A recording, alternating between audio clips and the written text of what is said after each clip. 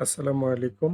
প্রিয় চাকরি প্রার্থী বন্ধুরা, আজকে আমরা পানি উন্নয়ন বোর্ডের হিসাবরক্ষক পদের প্রশ্ন সমাধান করব। এখানে সাবজেক্টিভ এবং নন সাবজেক্টিভ দুইটারই সমাধান দেব। শেষ পর্যন্ত ভিডিও ক্লাসটা দেখতে থাকুন। প্রথম প্রশ্ন ছিল যে অর্থসহ বাক্য রচনা করতে হবে। বর্ণচোরা, এটা বর্ণচোরা বাগধারার অর্থ হলো কপট ব্যক্তি বা কপটচারী। আর কান কাটা বাগধারার অর্থ হলো বেহায়া। দুইটা দিয়ে বাক্য রচনা করে আপনারা কমেন্ট করবেন। আর এই দুইটাই আমাদের সাজেশন থেকে কমন আসছে।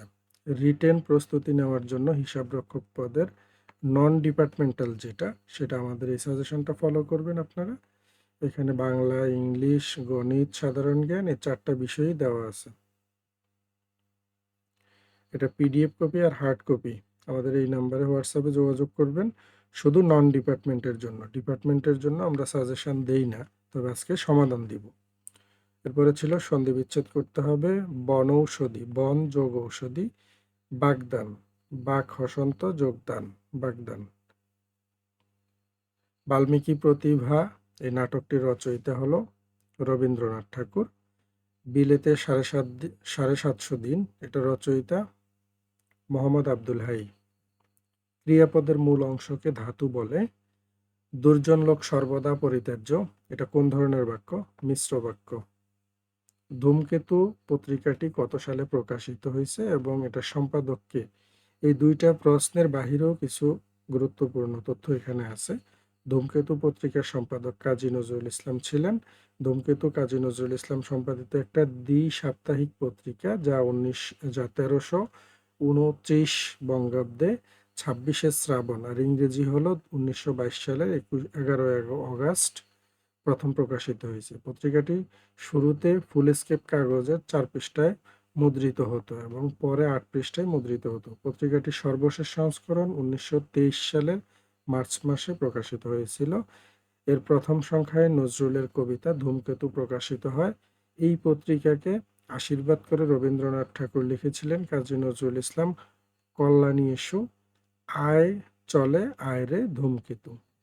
এখান থেকে আরও কিছু প্রশ্ন আপনারা বিভিন্ন চাকরি পরীক্ষাতে কমন পাবেন। খাল খনন কর্মসূচি সম্পর্কে 10টা বাক্য লিখতে হবে। এই 10টা বাক্য এখানে দিয়ে দিছি, আপনারা স্ক্রিনশট দিয়ে খাতায় লিখে ফেলবেন। ট্রান্সলেশন ছিল, এই কলমটি ভালো লিখে। The pen writes well. Bangladesh পানি উন্নয়ন বোর্ড ঢাকার গ্রিন রোডে অবস্থিত। Bangladesh water development board is located on green road. Water development board সম্পর্কে 10টি বাক্য লিখতে হবে। এখান থেকে স্ক্রিনশট দিয়ে নেন, খাতায় লিখে ফেলেন এবং মুখস্থ করে ফেলুন পরবর্তী পরীক্ষার জন্য। লিবার্টি মানে হলো স্বাধীনতা, আর ট্রাফিক মানে হলো চলাচল, ওয়ার্ড মিনিং ছিল। আর ফিল ইন দ্য গ্যাপ ছিল, I gave him $1 in payment. He won victory against his rivals. পরবর্তী প্রশ্ন ছিল, ভয়েস চেঞ্জ করতে হবে। Pluck me pluck me a flower, এটা হবে let a flower be plucked for me. আর নারেশন চেঞ্জ করতে হবে, he said please help the poor, এটা হবে he requested to help the poor. তারপর প্রশ্ন ছিল, বাংলাদেশ ব্যাংকের বর্তমান গভর্নরের নাম? 14তম গভর্নর হলো মোহাম্মদ মোস্তাকুর রহমান। বাংলাদেশের মন্ত্রিপরিষদের কত ভাগ সদস্য টেকনোক্র্যাট হতে পারেন? যারা সরাসরি জাতীয় নির্বাচনে প্রতিদ্বন্দ্বিতা করে সংসদ সদস্য বা মেম্বার অফ পার্লামেন্ট হিসেবে নির্বাচিত হননি, কিন্তু বিশেষ দক্ষতা, বিশেষজ্ঞ জ্ঞান বা রাজনৈতিক প্রজ্ঞার কারণে মন্ত্রিসভায় স্থান পান, তাদেরকেই মূলত টেকনোক্র্যাট মন্ত্রী বলা হয়। মন্ত্রিসভার মোট সদস্য সংখ্যা অনধিক 1/1 সদস্য টেকনোক্র্যাট কোটায় নিয়োগ পেতে পারেন। বাংলাদেশের সংবিধানে 56-এর 2 অনুচ্ছেদে প্রধানমন্ত্রী ও অন্যান্য মন্ত্রী, প্রতিমন্ত্রী ও উপমন্ত্রীগণকে রাষ্ট্রপতি নিয়োগ দান করিবেন, তবে শর্ত থাকে যে তাহাদের সংখ্যার অনূন্য 9 সংসদ সদস্যগণের মধ্য হইতে নিযুক্ত হইবেন এবং অনধিক 1 সংসদ সদস্য নির্বাচিত হইবার যোগ্য ব্যক্তিগণের মধ্য হইতে মনোনীত হইতে পারিবেন।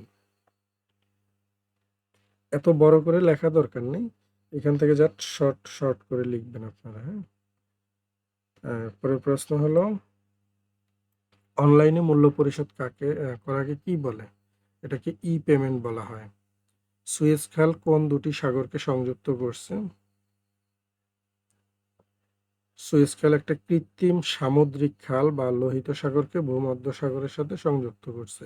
মিশরে অবস্থিত সুয়েজ খাল সিনাই উপদ্বীপকে মিশরের মূল ভূখণ্ড থেকে বিচ্ছিন্ন করেছে। এটা লোহিত সাগরকে ভূমধ্য সাগরের সাথে সংযুক্ত করেছে। WWW এটার পূর্ণরূপ হলো ওয়ার্ল্ড ওয়াইড ওয়েব। পরের প্রশ্ন হলো পায়রা তাপবিদ্যুৎ কেন্দ্র কোন নদীর তীরে অবস্থিত? এটা পটুয়াখালী জেলার কলাপাড়া উপজেলার পায়রায় নির্মিত একটা তাপবিদ্যুৎ কেন্দ্র। পায়রা তাপবিদ্যুৎ কেন্দ্র আন্দারমানিক নদীর তীরে অবস্থিত। আয়তনে পৃথিবীর সবচেয়ে ছোট দেশ কোনটা? Vatican city. বাংলাদেশের অর্থনৈতিক সমুদ্র সীমার দৈর্ঘ্য হলো 200 নটিক্যাল মাইল। তারপরে নেক্সট প্রশ্ন, ব্লু ইকোনমি কোন বিষয়ের সাথে সম্পর্কিত? এটা সমুদ্র অর্থনীতির সাথে সম্পর্কিত। সবচেয়ে কম বয়সে নোবেল পুরস্কার লাভ করছে মালালা ইউসুফজাই। 1997 সালের 12 জুলাই পাকিস্তানের সোয়াত উপত্যকার মিনগোরায় জন্মগ্রহণ করছে। বাবা জিয়াউদ্দিন ও মা তুরপিকাই ইউসুফজাই। শত বাধা ও প্রতিকূলতার মধ্যে নারী শিক্ষার বিস্তারে সক্রিয় অবদান রেখে আসছেন তিনি। মালালা সর্বকনিষ্ঠ নোবেল জয়ী, শান্তিতে পুরস্কার পান তিনি। এরপরে আছে টিকা। প্রথমটা ছিল আপনার সমন্বয় দাখিলা। সমন্বয় দাখিলার টিকাটা হবে এটা। প্রকারভেদ কি কি? উপার্জিত আয়, উপার্জিত ব্যয়, অগ্রিম প্রাপ্ত আয়, অগ্রিম পরিশোধিত ব্যয়, অনুসঞ্চিত ব্যয়। এটার গুরুত্ব কি? এটা। আর এরপরের প্রশ্ন ছিল মধ্যম আয়ের দেশের সুবিধা আর অসুবিধা কি? সুবিধা কি কি? বিনিয়োগ বৃদ্ধি, অবকাঠামো উন্নয়ন, শিল্পায়ন, মানব সম্পদ উন্নয়ন। আর অসুবিধা কি কি? মধ্যম আয়ের ফাঁদ, ঋণ সুবিধা হ্রাস এবং প্রতিযোগিতামূলক চাপ। তারপরে আছে বৈষম্য বৃদ্ধি। এরপরে প্রশ্ন ছিল বিল ও ভাউচার সম্পর্কে টিকা। বিল ও ভাউচার সম্পর্কে টিকা হলো বিল সম্পর্কে এটা, ভাউচার সম্পর্কে এটা। এরপরে প্রশ্ন ছিল financial reporting council. Financial reporting কাউন্সিলের গঠন, কর্তব্য ও কার্যাবলী। আরেকটা ছিল বিড়াল সুনাম। বিড়াল সুনাম হলো এটা, পটভূমি ও প্রভাব হলো এটা। ঠিক আছে। নেক্সট প্রশ্ন ছিল যে initial cost of two project A and B is 56,125 টাকা। Cash flow of this are as follows. এখানে এই প্রশ্নটার উত্তর হবে নিট প্রদেয় টাকার হিসাব হলো এটা, বাট্টা বা ডিসকাউন্টের হিসাব এটা, সময়সীমা যাচাই, এরপরে আছে চূড়ান্ত পরিশোধের পরিমাণ। এগুলো খাতায় আপনারা টুকে নেবেন। এটা চেক প্রদান করতে হবে 7,000 টাকা। প্রশ্নগুলোর উত্তর লিখতে হবে। 2024-25 অর্থ বছরে বাংলাদেশের মাথাপিছু আয় কত ছিল?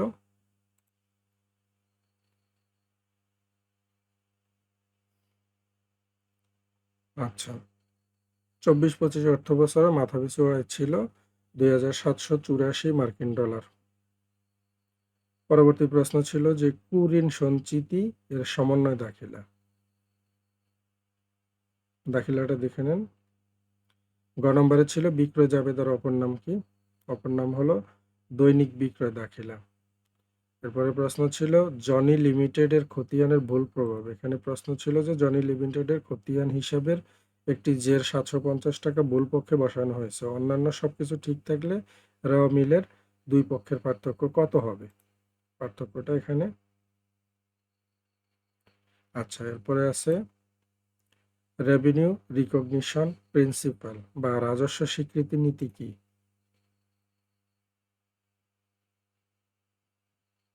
ওকে, শর্তাবলী হলো এটা। এরপরে 17 নম্বরে ছিল নিম্নবর্ণিত লেনদেনের মাধ্যমে জাবেদা তৈরি করতে হবে। ক 1, 2, 3 তিনটা দেওয়া ছিল, তিনোটারই সমাধান আমি দেখাই দিচ্ছি। 1 নম্বরটা হলো এটা। 2 নম্বরে হবে পত্রিকার বিজ্ঞাপন বাবদ 4 লক্ষ টাকা পরিশোধ করা হয়েছে। আর 3 নম্বরটা হলো এটা। ওকে। নেক্সট প্রশ্ন ছিল প্রারম্ভিক মজুদ মাল 8,500 টাকা, ক্রয় হলো 52,500 আর বিক্রয় হলো 40,000 টাকা। লাভের হার 20% হলে মজুদ মাল কত? এখানে দেওয়া আছে, প্রশ্নে যা যা দেওয়া আছে ওগুলো লিখে ফেলবেন। লাভ হয়েছে 40,000 ইন্টু 20%, এটা হবে কত? 8,000 টাকা। আর মোট খরচ হয়েছে 8,500 প্লাস 52,500, 61,000 টাকা। মজুদ মাল আছে তাহলে 61,000 থেকে 40,000 বাদ যাবে আর 21,000 টাকা। লাভ সহ মজুদ মাল হলো 21,000 প্লাস 8,000, 29,000 টাকা। এটা হলো এই প্রশ্নের উত্তর। নেক্সট প্রশ্ন ছিল যে আগস্ট 13, 2024 তারিখে এই প্রশ্নটার উত্তর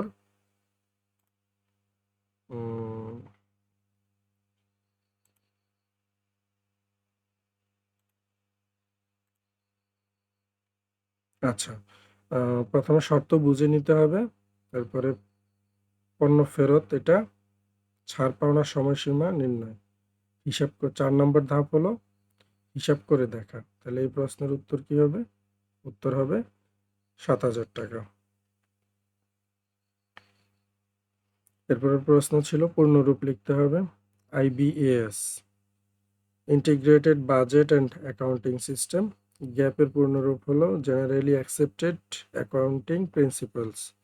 আর হলো ট্রিপস, এটার পূর্ণরূপ trade related aspects of intellectual property rights. একনেকের পূর্ণরূপ executive committee of the national economic council. ERPর পূর্ণরূপ হলো এন্টারপ্রাইজ রিসোর্স প্ল্যানিং। এরপর প্রশ্ন ছিল প্রথম ঝুড়িতে 156টা আম, দ্বিতীয় ঝুড়িতে 221টি কলা, 3 নম্বর ঝুড়িতে 390টা লিচু সর্বাধিক কতজন বালকের মধ্যে সমানভাবে ভাগ করে দিলে ঝুড়িতে কোনো ফল অবশিষ্ট থাকবে না? এই প্রশ্নটার উত্তরটাও দেখাই দিচ্ছি, অবশ্যই খাতায় লিখে ফেলবেন। পরের প্রশ্ন ছিল একটা দ্রব্য 450 টাকায় বিক্রয় করলে যা ক্ষতি হয় 900 টাকায় বিক্রি করলে তার দ্বিগুণ লাভ হয়। 25% লাভ করতে হলে দ্রব্যটা কত টাকায় বিক্রি করতে হবে? আমি আবারও বলছি, এই হিসাব রক্ষকে একটা থাকে জেনারেল পার্ট, আরেকটা হলো টেকনিক্যাল পার্ট। টেকনিক্যাল পার্টের সাজেশন কিন্তু আমরা দেই না, শুধু জেনারেল পার্টের সাজেশনটা দিচ্ছি আমরা। এই যে সাজেশনটা, এটা আপনারা PDF অথবা হার্ড কপি আমাদের থেকে নিতে পারবেন। এই নাম্বারে হোয়াটসঅ্যাপে যোগাযোগ করবেন। আমরা এই প্রশ্নটার উত্তর ধরি 450 টাকায় বিক্রি করলে X টাকা ক্ষতি হয়, তাহলে ক্রয় মূল্য 450 প্লাস X টাকা। আর আবার 900 টাকায় বিক্রি করলে লাভ হয় 2X টাকা, তাহলে ক্রয় মূল্য হবে 900 মাইনাস 2X। এখন শর্ত মতে এই অঙ্কটা এখানে করতে হবে। দেখেন শর্ত মতে 450 প্লাস X আর 900 মাইনাস 2X। প্রথমে কি করব, আমরা X এর রাশিগুলার এক পাশে নিয়ে আসবো আর সংখ্যাগুলাকে ডান পাশে নিয়ে যাব। ওকে, 950 থেকে 450 গেলে আর থাকে 450। 3 দিয়ে 450 ভাগ করলে হয় 150, এটা হলো X এর মান। তাহলে ক্রয় মূল্য হবে কত? 450 প্লাস 150, 600 টাকা। 25% লাভে বিক্রয় মূল্য কত হবে? 600 ইন্টু 125/100, উত্তর হবে 750 টাকা। তো এই ছিল পানি উন্নয়ন বোর্ডের হিসাব রক্ষক পদের প্রশ্ন সমাধান। নন টেক পার্টের সাজেশন যাদের লাগবে এই নাম্বারে যোগাযোগ করবেন। আর যারা এই ক্লাসটা থেকে যদি আপনি উপকৃত হয়ে থাকেন, চ্যানেলটি সাবস্ক্রাইব করে দিবেন, প্লাস ফেসবুক থেকে যারা দেখতেছেন পেজটা ফলো দিয়ে রাখবেন।